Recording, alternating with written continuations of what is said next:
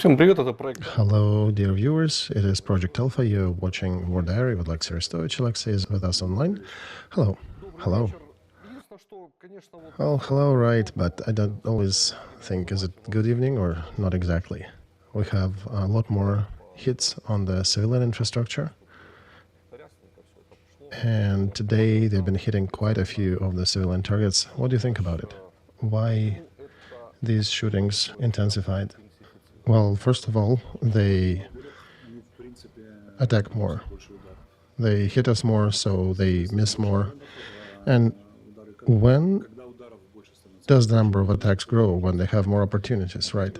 And these opportunities are being spent on different targets, not only on military. And of course, they would be results of mistakes, of erroneous targeting, like in every war. So when they bombed 150 bombs, dropped 150 bombs on us, then maybe a civilian sector would get 5. But if you drop 3,700 or 4,500 bombs, then of course the number of misses would be climbing up. Do you have a feeling that perhaps that intensification of strikes on the civilian targets in Dnieper and Veryansk and Kharkov and Kiev, this is all is a part of a trade that Russia is conducting now, looking at the next round of peace negotiations, maybe? Well, this point of view is really widely accepted in Ukrainian propaganda, but let's see what it gives Russian side, any attack on a civilian target. Well, if you consider my hypothesis, Alexey, I think it might add a coin in the jar of creating a desire within Ukrainian people to finish the war sooner, to prevent these attacks on civilians. So maybe they're trying to destroy the threshold or lower the threshold of civilians rebelling against the war. Well, in this case, they would be targeting that more directly. Nikolai, don't you think? And I may say an unpopular point of view, but if you put myself on the position of on the point of view of Russians. Imagine you're a pilot. You're taking out a big jet that you fly to target a bomb or a missile. You're facing a danger of potentially being targeted by some Patriot system, and you would be targeting some multi-story building instead of possibly looking for a command center, looking for a military group, equipment, or some target that has much wider influence, like energy systems. Obviously, it's a very rough, and people will probably attack me for cynicism, but a simpler example would be, imagine some oligarch going to Africa for a safari to shoot an elephant or something else. And suddenly there is a bunny running by, or a gazelle, and your guide is saying, well, yeah, shoot this one, but only one shot. After that, you go back to Siberia. So what are you going to show to your friends back? A bunny or a gazelle? You would want to catch a Patriot system to destroy a command outpost. And however we describe them as orgs, they still have some combat brotherhood. They have some military spirit. And the pilot, when he goes out on a mission, he knows that he needs to help either ground forces or his fellow pilots. And the idea of, oh, let's go destroy a civilian structure, if we consider it in theory, that it would likely push civilians in Ukraine towards peace, it's easier and more productive to attack energy systems than that. They have wider effect on more people. Because when, in my opinion, when civilian multi-story buildings get destroyed, these are errors of use. Same as something lands in Belgorod and Russians scream bloody murder by miss. We were targeting something else. And I would say it doesn't matter what kind of color of chevron is on their shoulder. It's attacking civilian buildings is just not an army spirit. They'd rather attack military targets. Take a risk, fly towards Ukraine, risking a missile in your face, and then go attack a multi-story thing.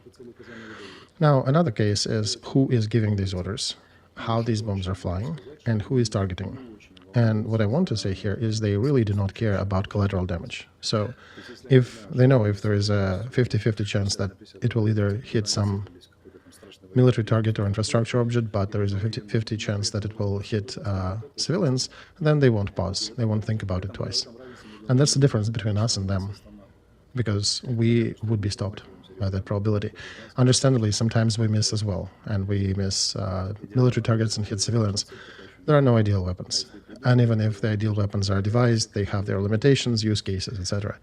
So another good example, if they know that in one part of the multi-story building there is a team launching UAVs from the roof, they would hit this house. We won't, because it's a civilian house and we'll definitely be facing civilian casualties. And this is the fundamental difference of waging the war in war ethics and approach to these problems. But regarding the question whether Russians will be trying to push Ukraine towards peace by destroying civilians, it's not so. It's much more effective to destroy energy systems to make sure hundreds of thousands of people suffer instead of, just another message, listen, another 20 or 30 people dead and wounded. And they are targeting energy systems. They're actually using it effectively to form public opinion. It's a much more effective way to get to their goals than dropping a gliding bomb on a building. According to media today, Alexey, Ukrainian armed forces also attacked energy systems in Belgorod district. They took out about 90% of electricity systems in that district, and there is also a very large metal producing steel factory in the region that has been disconnected and taken offline as this result. So these attempts, do you think, from our side to destroy Russian energy systems, how useful and correct of a tactic it is? Let's go on the higher framework, Nikolai. I'm generally against war. I'm for peace, right? I want the war to stop. But if we are fighting, then of course it is effective. And if there is a serious steel mill there, if you disrupt the work of the furnaces, that is billions of dollars worth. Because as we know, they never should go down.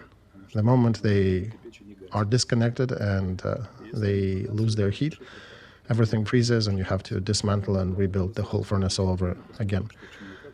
And right, it's a civilian target, but that's a very valid and appropriate military target in this case.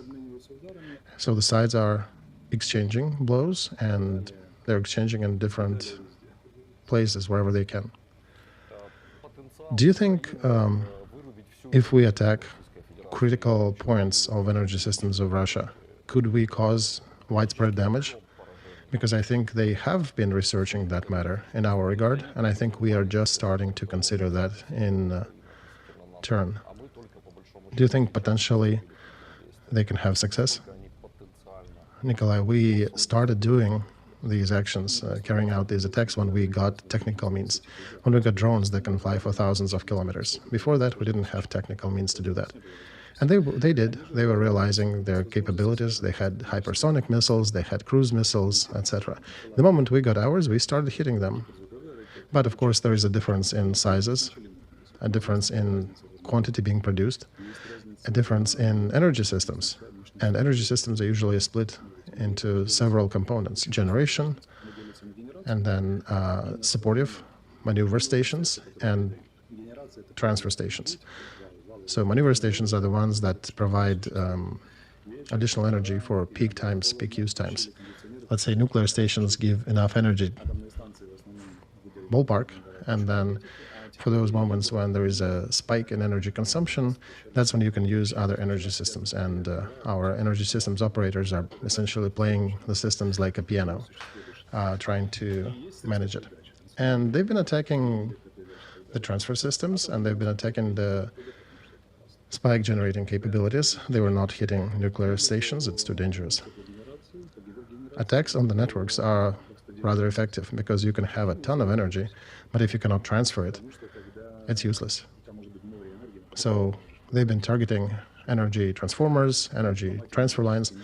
And we're starting to do the same. We can do it, but it's not so simple. It's not just launching a drone. It's a military operation. It's gathering intel, deceiving the enemy, finding the right path to the target. This is not a simple act. And even in the European part of Russia, where we can reach rather successfully, there are a lot of objects that we need to destroy in order to bring Russia to energy collapse. It's a big task, but we can definitely cause very significant harm to those systems, and that's why the steel mill is now very sad today. Oh, sad indeed. And I did pay attention, Alexey, that we used not only drones but also some explosives planted, which tells me that on the territory of Russia proper, so-called under surveillance or avoiding surveillance and the dictatorship control that they have, somebody is setting up explosives on the objects of critical infrastructure. This tells me a lot, I think, about the range of capabilities. Let's call them anti-Putin's capabilities inside Russia. Anti-Russian capabilities inside Russia. That's a good formula. How about we call them capability to inflict damage on critical objects of infrastructure? Diversions, yeah, that's definitely an option. As long as people have weaknesses, that definitely can be carried out. Somebody will do it ideologically, others can be convinced, caught doing different things, forced to do things, so, different ways of doing it. And some people need to just close their eyes to let the person with explosives get to the right place. So it's still a complex intel operation. All the way it is presented, Alexey, here in the news, I think this is a two-way road, right? Indeed, this game can be played both ways, and they have advantages over us, but we definitely have some good trumps, right? Trump cards against them. Indeed, we have carried out successful attacks on oil refineries. Those were very painful for them, and we continue targeting. So there is a definite path forward. And Alexey, why I was conjoining that with potential negotiations is because there was more active information coming this week about potential realistic peace plan, supposedly from Putin. There was a text leaked to the interwebs that the head of Military of Home Affairs in Russia brought the text with him to the United States. I don't know if you managed to confirm what you can tell us about it, but it's very strange that somehow this proposal looks more realistic, like a real beginning point for real negotiations where there will not be more of an ultimatum of Ukraine withdrawal and giving up 5 districts, but something more reasonable. How do you see that suggestion? Do you think it's realistic or a fake? All right, Nikolai, let's look at the details. What if it is American plan that is being presented as Russian plan? How could that be? Second question, why would there be a need to present it as Russian, just theoretically? So that Ukrainian people will start going into the funnel of this topic. It is being presented in Ukrainian language. Somebody prepared it and gently pushed it online. And now the question in the society, we need an answer from Zelensky and the West. But what we're hearing from the admin, they're saying, well, it's an unreal plan and we cannot accept it. However, this plan is indeed more favorable for Ukraine than Istanbul agreements. Alexey, let's unwrap it a little bit. The plan talks about Kherson and Zaporozhye districts, including Kherson completely, Zaporozhye, I don't know, partially or not, but at least as far as a nuclear power plant near Energodar, that definitely goes to Ukraine. Right, Nikolai, a lot of things are written there. This one has 350,000 of Ukrainian troops in it. For the peace times, the Istanbul agreements was 150, and we were still working to increase it, but, that was their proposal initially. And I think this plan is more realistic, and it's somehow, if you read the signs in the sky, this looks like a realistic plan that is being coordinated now between the United States and Russia. And it is being presented as a Russian plan. The central thought here is that, look, Russia is weak too. Russia is exerting itself and is dying. If you look at the main media messages, from Telegram channels to official media to talking heads, most of them are talking about that Russia is on the brink. Lipsitz, the economist, is also saying Russia is weak, right? So if this plan is being realized, this will actually be our Ukrainian victory, a kind of it. Because look, we resisted so hard that they actually had to offer a peace deal. So I think this is a first step of training Ukrainian society to a thought, acclimating and putting that thought in the mind that the war is coming to an end. We are discussing agreements that are beneficial for us, more for us than for Russia, and we are doing that together with the West. And Russia will be telling an exact opposite story. They'll be saying that, look, this agreement is good for us, we weakened Ukraine, and together with the West, those, how they call them, Ukrainian Nazis, we brought them to peace. And these fairy tales will be told on both sides of the border rather giddily. And on our side, we already see that happening. So everything is edging towards peace. So there was research by Razumkov Center. The question asked of people was whether they believe in victory in war, and among those who do, and it's over 80%, according to the stats, 80 plus some fractions of a percent. And among them, the next question, what situation would be a victory for you, in this case, just among the group that believes that will prevail, then freezing war on the current borders, current front line is only 7%, expunging Russian troops beyond the boundaries of February pre-war, 13.8%, expelling all Russian troops everywhere outside of Crimea, another 7%, and pushing Russian troops from the whole territory of Ukraine to the border of January of 2014, so-called border of 91, is 41.8%, an additional 70.5% is destruction of Russian military and creating conditions for rebellion or inner destruction within Russia, which, by the way, we know the West is significantly opposing that last option. So how do we do with these 60% out of the 80% overall who believe something else? Pure technically, if you address that, you need to go into a slow turning process to change their viewpoint. This week we had interesting precedents when the president, who've been talking for 2 years about the borders of 91, came out in Brussels and said, you know, the war costs Ukrainians a lot in casualties. And if we're being honest, we need to stop this war. An absolute sensation in the media, right? We were going right, now we're turning left. Nobody in Ukraine is paying attention to that sensation. He's repeating it for the second time, only appears in near-government telegram channels, not in the media. The third time, he gives an interview and answers questions. Some very shy moments start to appear in Ukrainian Pravda and a couple more publications. So now a question, how in the country, Commander-in-Chief manages to change the course by 180 degrees? By the way, the thesis that he presented in his last interview, do you have any memories of where you might have heard that?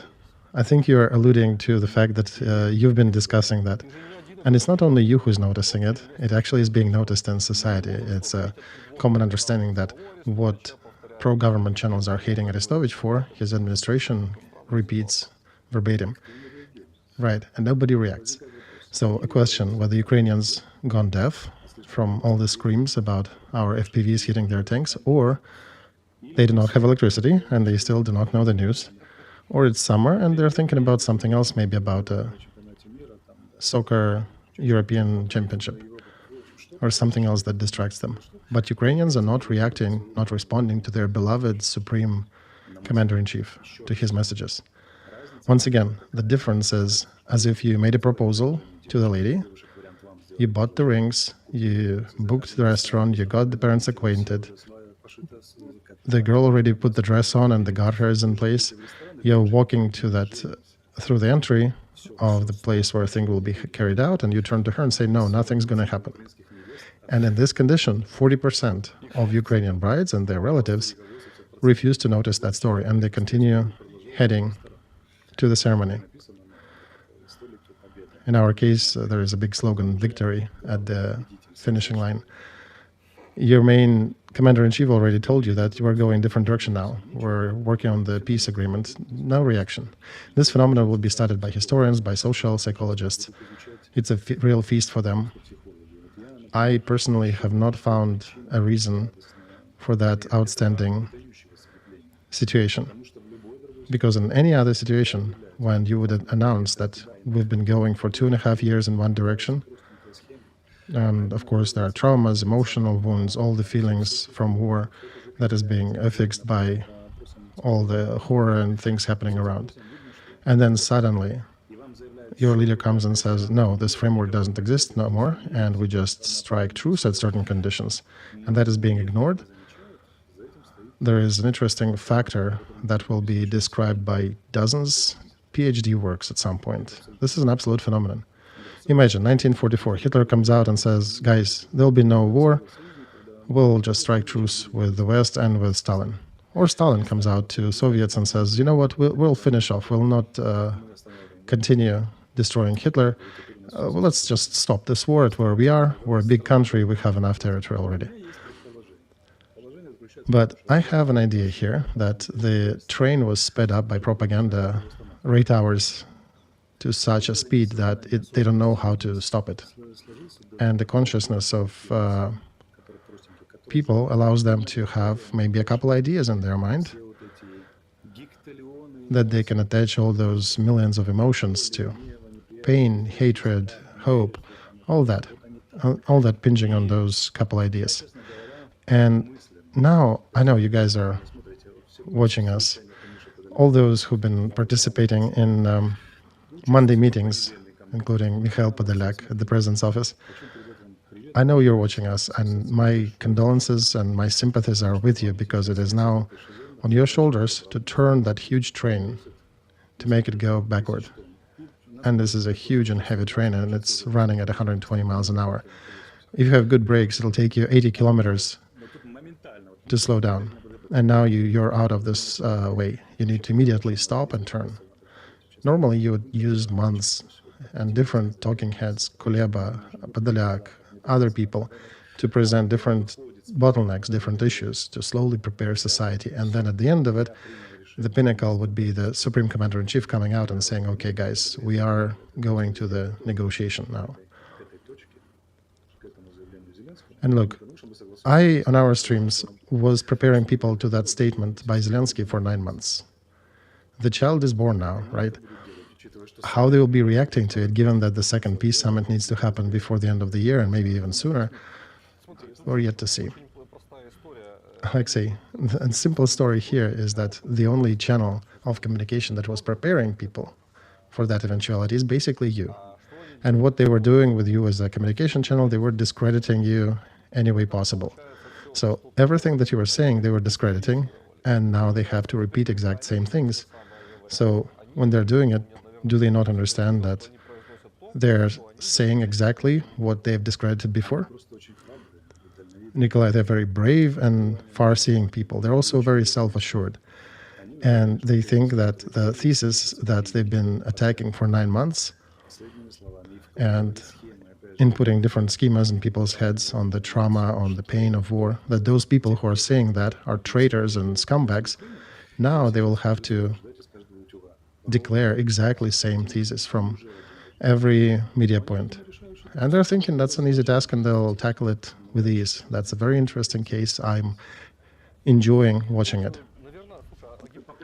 You know, if we are to play, I could have made a turn here by 180 degrees. If I was a gambling man, I would have turned 180 degrees and started contradicting them again. But I'm for realpolitik.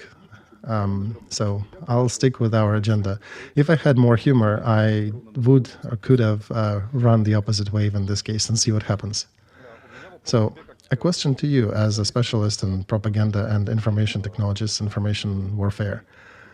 Hypothetically, if to not discredit you now as the communication channel, but if to bring some sane thought into society that, sorry, all that before needed to happen, but now we have to do things differently and basically stop discrediting you. Do you think that would have helped the push of their ideas, because I'm thinking maybe not. You know, Nikolai, theoretically, that could have flown only in one way. Arestovich is our agent on the West, non-publicly, and he had very strict orders from the center, and he was carrying them out, and now that everything is done, and President is now picking up the banner, and now we are working that work on a different frame to save Ukraine, everybody is good. Maybe in that fashion, that could fly. And that has to go from some sources with a lot of authority, so people would have start thinking. But problem is that they also put a very simple schema in my regard about my person in the society, that he is a traitor, and everything he says is anti-Ukrainian, is Russian propaganda. He's an agent of Kremlin, and he had sold himself to Russia, and he is anti-Ukrainian. So now that becomes a bit uncomfortable for them, because if somebody takes the quotes of President in his recent interview and my quotes from autumn, they're very much alike. You cannot differentiate from one and the other. You can just start reading thesis and asking a person who said that, and you'll get answers, oh, that's a scumbag, that's Arestovich. And then you'll get answers, well, sorry, Nikolai, this is our Supreme Commander-in-Chief who said that now, who didn't leave, who was 3 times on Time magazine, and who is leading our country to victory. Very uncomfortable situation, right? It'll be interesting to see how they will be solving that very high-stakes media task. It's literally interesting. Okay, what else do I pay attention to, Alexey? If the quantity of people we have who believe in victory is about 80%, and only 7.7 of them, looks like, according to the data, agree with the fact that victory is just survive in the current frame, because that's already an achievement to survive against Russia, such a big enemy. That means that the rest are thinking that victory is something different. And that means that all the horrors of mobilization, all fears, all these buses, all the forced people grabbing on the street, that did not help to turn the train in a different direction. People did not stop believing in victory, even under fear of the probability of them personally participating in this war. Because engaging society via forceful conscription is basically a repression act, right? Right. This is explainable, by the way, Nikolai. This is described by Orwell as doublethink in his 1984. This is a way for psyche to adapt to these things when government propaganda under fear of repressions, because it's not just propaganda, it's also repression actions against those who rebel. When it says one thing and in reality you have something very different. There's a lot of propaganda in the media, but one needs to understand that it doesn't work without repressions. It is effective not because TV is so effective, but because that those who say differently are being repressed. And you know, there is such a thing called electric shepherd. When the cow is walking on the pasture, it gets to the boundaries and feels an electric shock via the collar. And then it understands that, okay, these are the boundaries. After getting to different parts of that fence, it figures out where is the pasture. And then you can turn it off. She will not leave the pasture. Propaganda in Ukraine is basically the same picture.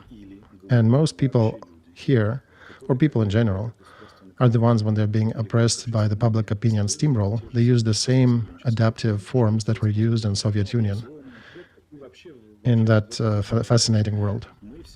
We've been laughing at the Soviet leadership about all the economic statements and all, right, about their declarations, but yet, as the population was listening to all that, they were coming out to every holiday carrying red banners, looking happy. And if they didn't, there would be KGB visiting them, asking serious questions, and that would have implications on a career, on a growth, on ability to buy food, on ability to live relatively in comfort. So one needs to understand that that's exactly what's happening in Ukraine now too. Ukraine is realizing some of the worst Soviet patterns in regards to repression of opposition, different thought, and it's all connected with violence. Even in discussions in social media. If you are wrong, what do you hear? We'll find you, we'll kill you, you should die. Most people can't even stand that.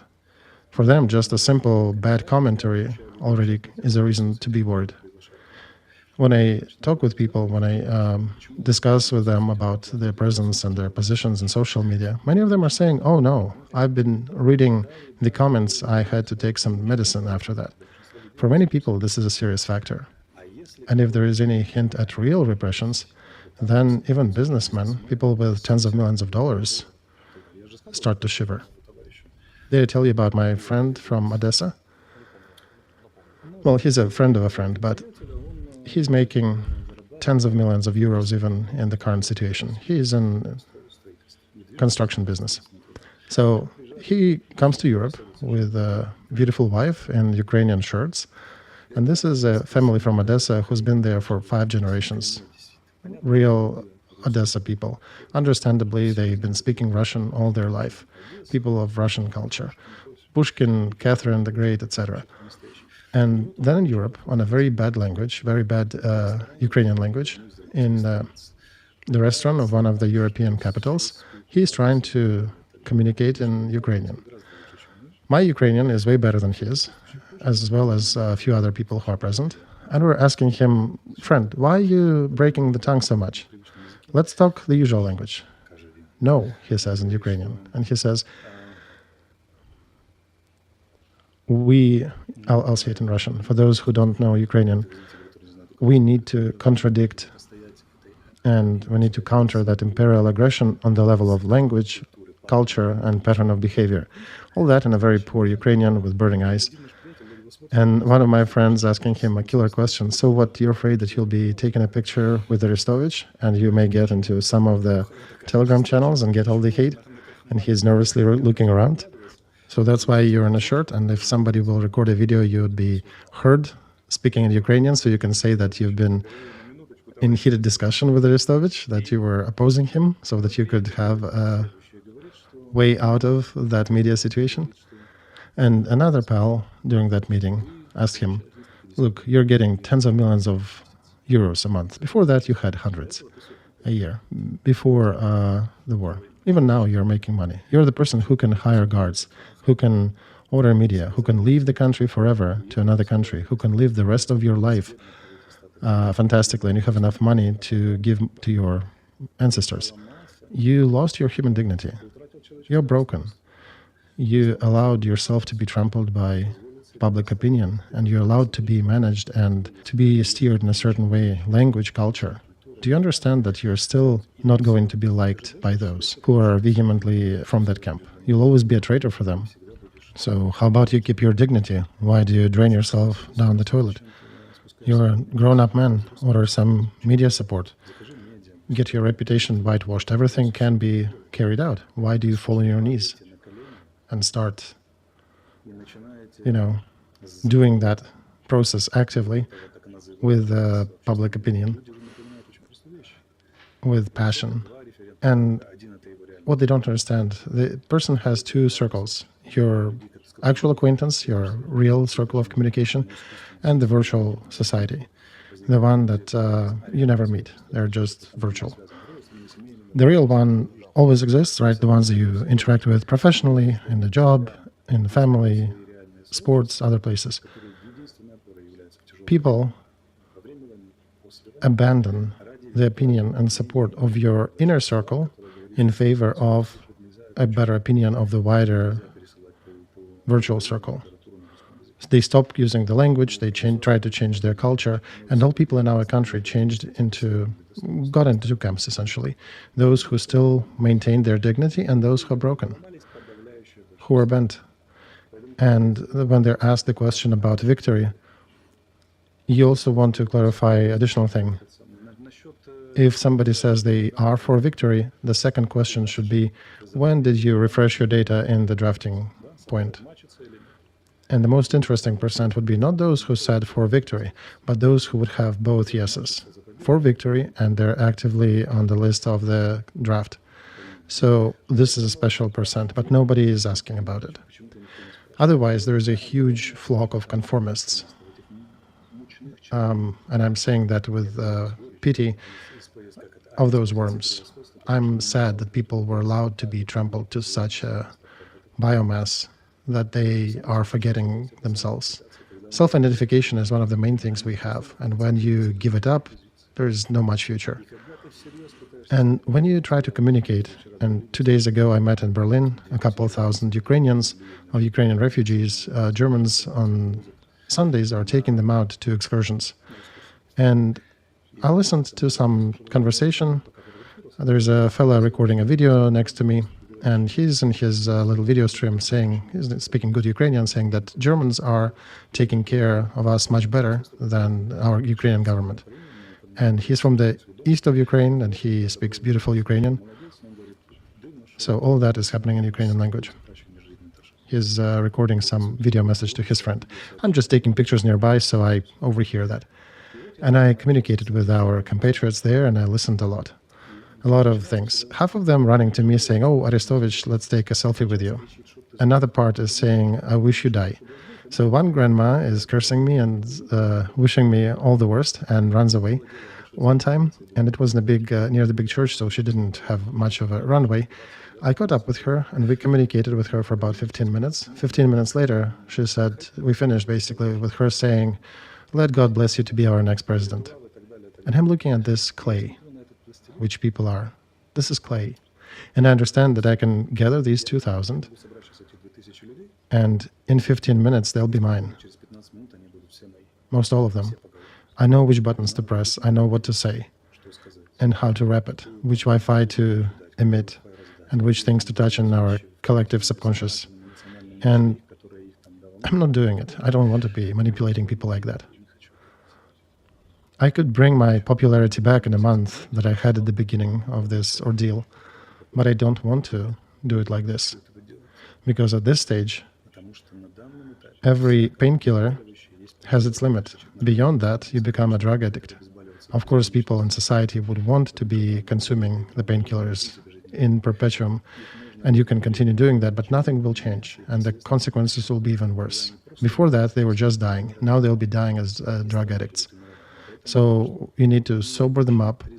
You need to use any means to treat them, to get them off this dependency.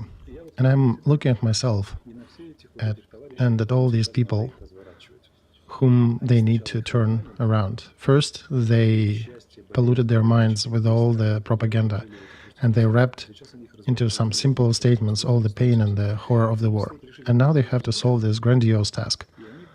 And people will be resisting, because believing in victory, supporting Ukraine military, knowing that we'll destroy our mortal Moscow enemy, this is not what looking at real things is. Everything second, like looking at reality, looking at your real income, looking at your real capabilities, is very painful. And now you have to take them off that needle of propaganda and turn them around and do it really haphazardly, quickly, because you only have about 4 months until the winter season.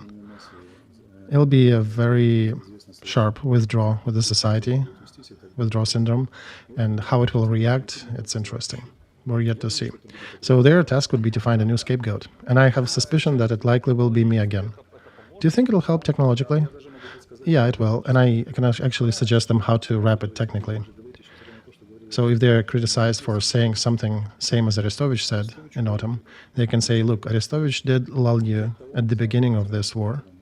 He was the one who set the trend that pacified you, and that's why you, as they're saying, refused to leave the territory and perished or got damaged there. So he was doing the right things, but not in the right time. And we are doing things at the right time, because we do care about you. Follow my hands. In 3 months, all propaganda, all official Ukraine propaganda will turn there. And the message will be this. The highest virtue in politics and the highest expression of patriotism is to be a proponent of political realism. Several scumbags, of course, would want to burn all Ukrainians in the fire of so-called victory. And only high government wisdom allows us to understand that and to make a hard decision that the war needs to be over, yes, with some concessions and compromise, but will bring you peace. You wanted that. There'll be no buses grabbing people on the streets, there'll be no people dying on the front, there'll be no missiles falling on your houses. and will get a lot of money to rebuild the country. See who guided you along this flawless trajectory, and only some scoundrels were doing everything not in time, were doing it wrong, and they were working for Kremlin. But they're saying exactly what you are saying. Yes, but we're saying it as patriots, and he's saying that working for Kremlin. Do you see the difference between TV Marathon and Arestovich on, let's say, Abramovich money? But the thesis is exactly the same. Doesn't matter. It's virtual Moscow money there, and it's us here. And we wiping the bitter tear, and we bring Ukrainian society to reality. This is the highest bravery a politician can express, so please vote for us. Only we can save you after the war. So this is already present in some elements, and it will be happening more and more, I think. And I'm looking at people and understand how contradictory is the idea of democracy is. Even those who are hugging me, who are taking pictures and selfies with me. So I'm looking at that thinking, how false of an idea is a democracy? That we pretend that democracy is a real working mechanism. People are clay. They're so malleable. Give me enough time, and in 15, 30 minutes, I can turn the crowd who hates me into an opposite, or vice versa. 15 minutes of conversation. And once again, I had a feedback on this. I got another confirmation. I haven't talked to my competitors for a long time. Had a chance, and now I'm thinking a lot about it. And they've been brainwashed for 2 years. And you're saying about the poll, Nikolai, you need to match the poll with reality. If somebody says he's for victory, cool, show me your registration in the armed forces or in the conscription. All right. Thank you, Alexey. Mikhail Podolyak, in answering a lot of questions about mobilization and use of the force to mobilize Ukrainians, he is saying that you cannot forbid everything or allow everything. This is human factor. People who are carrying out different jobs can use different instruments. Some of them may seem for them normal because they need to fulfill certain function. And without them, they may not have access to certain people who do need to be drafted. And I understand that people may hide in their houses, do not go to work, but the representatives of the official organ, the drafting commission, still have to carry out their job. And I wanted us as a country, and I'm not talking only about Ukraine, but as a European country, the ones that, core of the EU, they sometimes also break human rights, and the world is not perfect. You can maybe shoot a Hollywood movie about a perfect world where no human rights are broken, but it's always a difficult proposition. So such a thing that basically will not limit workers of drafting commission in use of different vehicles. And yes, it's difficult, but this is important. So do you think this is an attempt to maybe move responsibility, 100% of that, to the drafting commission from the shoulders of the president's office? Basically saying, well, this is a human factor, this is not government politics. Nikolai, I'm here in a very difficult moral dilemma. If I have not worked with Mikhail for 2.5 years, and if I had no positive human feelings in his regard, I would have used some very strong words, probably would melt a few monitors. But now I have to pick words. So let's do this. Instead of drafting commission, let's use anything. Let's say corruption. And we're saying, why are you attacking corruption? Several tens of billions of hryvnias were stolen from the armed forces, the ones that were supposed to be used for food. And it's human factor. Those people who are supplying the goods to the army, they're humans, so they have to figure out something, and they had different tools, and they are doing what they can. They're doing their best. Or armored vests. Perhaps the faulty ones were given to the army and they're not protecting our soldiers. And you can say, well, it's human factor. It's what, you want to live in an ideal world?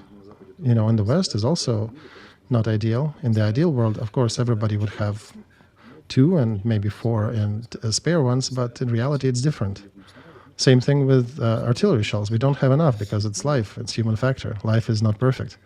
And if it was not Misha, I would have bring another example, but I'm holding my tongue. You can also use the same formula at the one who is saying, right? But let's abstain from this.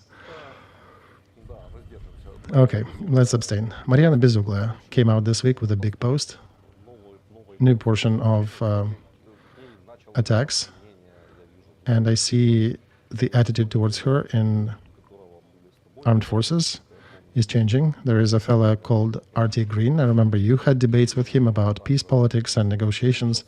He responded to her statement saying that she's the only person who really represents the interests of military and who is talking about them out in the public as the person who is part of our government. So what did she write about?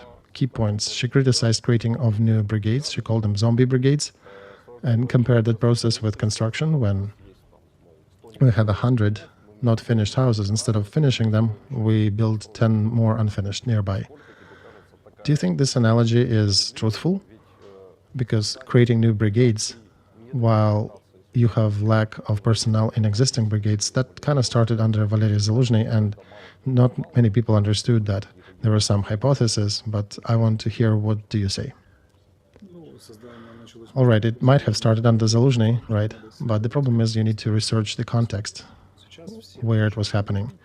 Now everybody understands what is what. Before we were in the first counteroffensive, we probably were still figuring things out, and I don't think we understood that, yes, there's a limit to our capacity.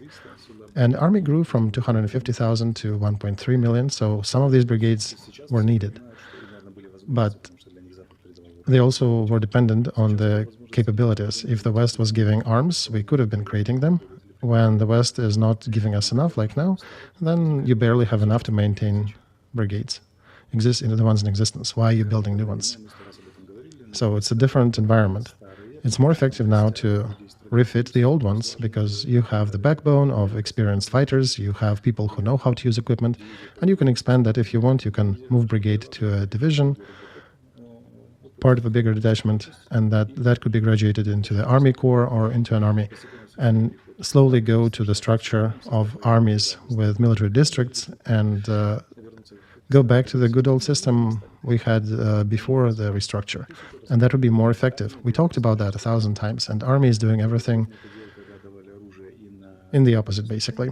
Zaluzhny was doing that when we were given equipment and arms and shells. We had resources. Syrsky is doing that when we have no equipment coming in needed quantities. So what Maryana is saying, we're destroying old brigades in that method. We're erasing them down to zero, and we did not give any capability for new brigades to become a real entity because they do not have enough equipment. And that's therefore you destroy the old ones and you fail to create new ones. And I'll say a scary phrase here, but Ukrainian generals did a lot to support the genocide of Ukrainian people. And very often you cannot call it a different name, what's happening on the front.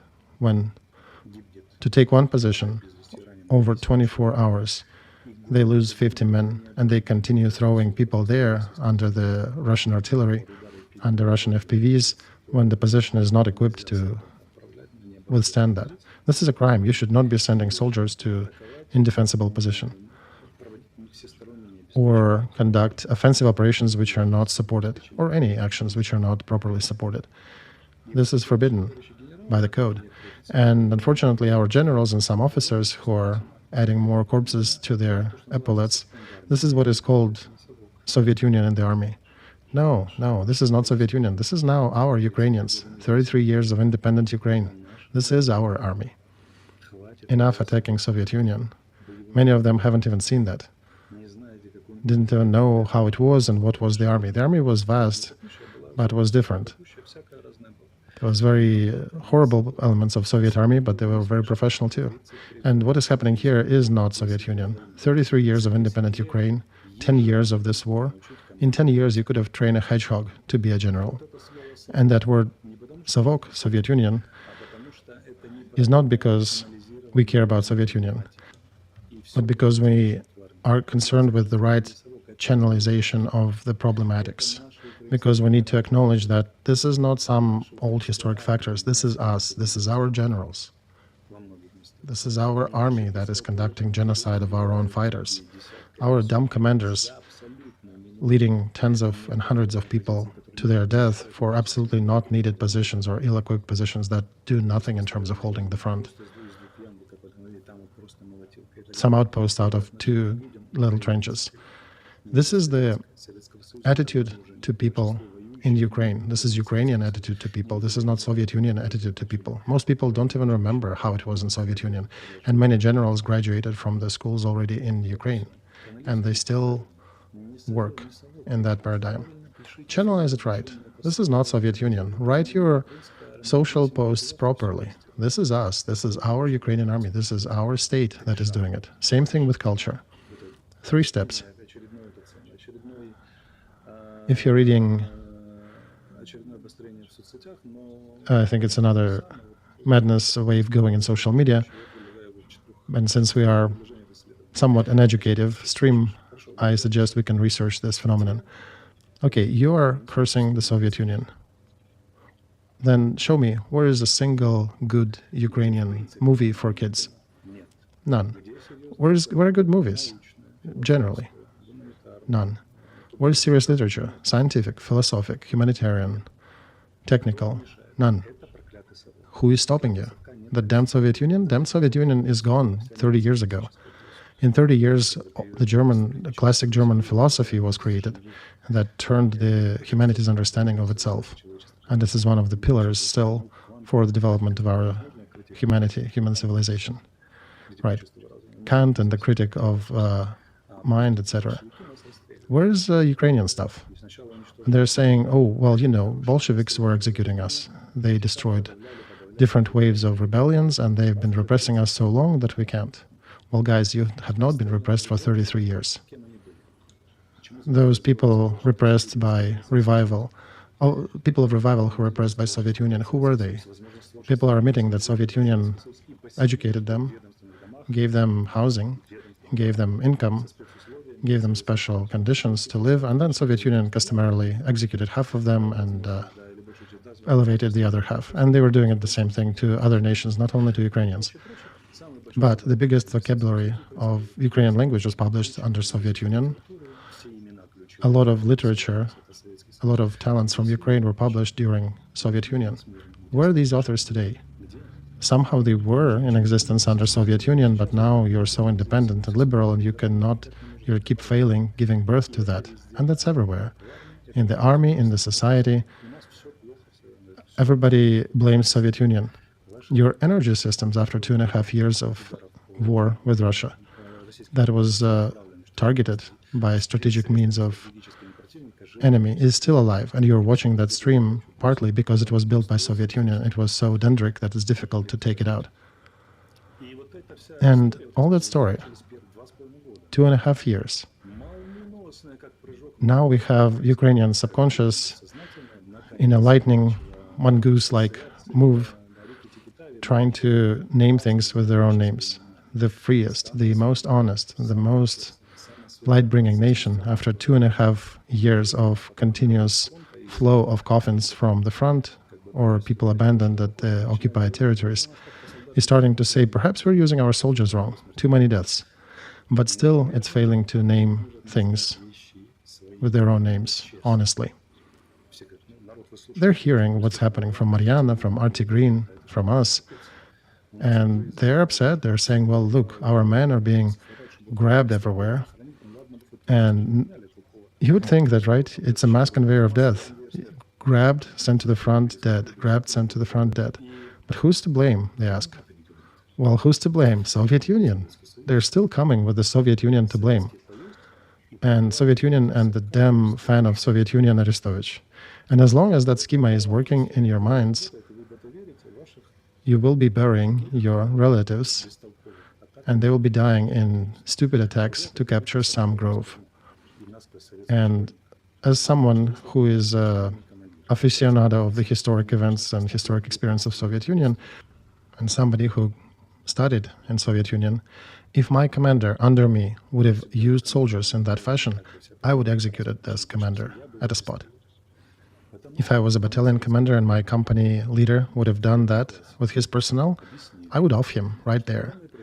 Because for me, as the Soviet schoolboy in the first grade, I was told that the main productive power is human, and everything that can be made is by human.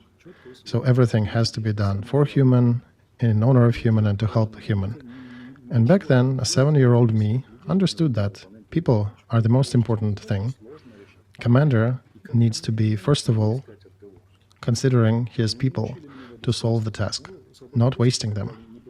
And I was not trained in the Odessa Army Institute to throw more troops at it. It was not an option to raise a hand and say, Colonel, I think I know a solution to this tactical task. It's because of Ukrainian rebellion forces. Those Petlura and Denychenko back in 1920s, they've done so much that I cannot solve this task today. I would have been called an idiot. It's 90s. Ukrainian Liberation Army is gone for 70 years. And I would have retorted that, oh, we'll still see there is an influence from that time. And I cannot carry out the task. That's kind of the transfer of the current events. Ukrainian Liberation Army executed all those who knew how to do that, and now we can't. That's roughly a copy of what's happening now. In Soviet Union, we would be blaming Makhno and his directorate and Petlura and saying, Comrade Stalin, we surrendered Kiev to Germans because Petlura moods and Skoropadsky, Grushevsky are very strong with the society. If not those, we could have destroyed the enemy. It's kind of the same happening now. How many years passed between the Second World War and Ukrainian Liberating Army back in the 20s? 24 years, right? About the same time that Ukraine is not living with Soviet Union now, 33. But for some reason, we did not think of saying we gave up Kiev and then we took it back, despite the horrible influence of Petlura and Denychenko. But now we have 33 years past and we're still blaming Soviet Union. Guys, everything starts with you understanding that. You're still looking under the wrong light. Remove Soviet Union from all your posts and all your outbursts and outrage. Remove Soviet Union from there, and that'll force you to start looking for real reasons. And real reasons are in the mirror. Ukrainian generals and officers are destroying our army in stupid actions. They're not Soviet Union, they're not Soviet officers. They're not carrying Soviet Union's regalia, they're not getting Soviet Union rubles. These are all Ukrainian officers. 33 years of career. Well, your suggestions to execute them in front... No, I'm not suggesting to execute in front of the other detachments, no. I would just give it as an example. If somebody would be behaving like this, I would stop it. Because soldier is the most precious thing you have. He needs to be drafted, fed, trained, sent to battle, and trained so that he would both execute the task and stay alive. And instead he was thrown and killed, essentially for nothing. I'm not even taking the moral aspect that somewhere in the kindergarten or in school there are kids now who are getting the message, you know, your dad is dead now. Or the wife is being called and told that her husband is killed. And that's happening over and over, not to name numbers, but every day. And commander in the meantime is saying, well, hey, you know, I'm out of battalion, let's get new people. Don't worry, we'll get you new, right? So just from the point of effectiveness, if you even look at people as a resource, you don't waste resource like that. Not a single owner does that even to his sheep. Our agriculture workers are throwing compost in the fields in a better fashion than our generals are throwing our troops to the fields. This is unfortunately a country of serfs. How do you call people who are affixed to the land by their birthright? Serfs. Right? That happened, that's a history. But even with them, you need to elevate and educate them. And there are different owners at that time. Some of the lords actually educated their people, while others used them as the compost. I had this discussion with Latinina. Remember, Soviet Union used people as a fuel for their rocket to fly faster to communism. Well, there was a difference, though. They were going to the end target, to an end point. And we don't really have that even now. And that's why I'm saying it's important to use the right names. Don't inject Soviet Union where you are guilty, or Soviet Union is preventing you from using the real words and real facts. It didn't obstruct me, my brother, my sister, my father, my mom, on all the party gatherings and Komsomol gatherings. If there was anything against, Arestoviches were raising their hand and saying verbatim what did we not like, what we were against. And that's part of what Soviet Union taught me. That was one of the ideology at this point, that if you are part of the system, you have to be principled and ideological, and you should not let things happen that you don't like. Where are these people who are objecting to stupid decisions? Where are their dignity? You were not even broken physically, many of you. You're still bent over. And you're still writing at the end of your post, that damned Soviet Union. There is no Soviet Union. 33 years. In 33 years, lieutenant can become the commander in headquarters. He made an entire career under independent Ukraine in working with that scary NATO and all. The blame is on us, you and I. You look in the mirror, it's us, it's nobody else. If you start calling things what they are, you'll get a chance to fix them. That's how you get out of it. End of the first hour.